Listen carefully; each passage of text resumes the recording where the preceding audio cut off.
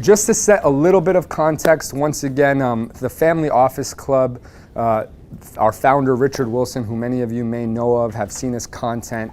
We've been around for 15 years, and what really gives us a unique perspective on capital raising are those 15 years of events, of meeting with people like yourself, of meeting with over 3,000 family offices over the course of a year at our events, thousands and tens of thousands of capital raisers, where while you specialize in your specific niche, in your area of business, whether it's real estate, whether it's healthcare, whether it's technology, whether it's manufacturing, we've really honed in on focusing on the science of capital raising. What does it really take to raise capital?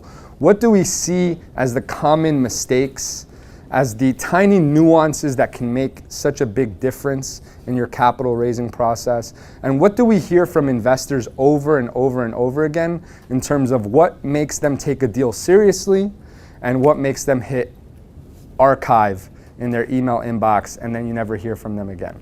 Why is it that there are investors that seem very interested up front, but then as you start the follow-up process, the deal starts to simmer down and we start to lose the communication thread, and all of a sudden there seems to be a loss of interest, but we don't know why, right? And then also, one of the major points that we're gonna cover today is that the world's changing, right? Who here has been raising capital for more than 10 years?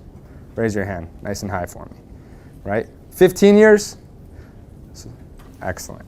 And as we know, the world has changed. When it comes to social media, when it comes to content creation, we now see that there are people that have raised hundreds of millions of dollars in capital using resources like LinkedIn, Google paid ads, LinkedIn paid ads, videos, and being able to take their thought leadership and expand it around the world, like Richard has by publishing over 15 books, right? And all of these things we want to cover with you today, for you guys to be able to fill in those little gaps in your capital raising process that can make a drastic difference and that can create leverage for you, right? Leverage is one of my favorite words in the English language, and that's really what we're trying to do here, help you create an unfair advantage. And I had the opportunity to review Richard's slides over the past 3 days, and I have no doubt that what you're about to get here today is gonna be, in my opinion, in my biased opinion, I'll say it, but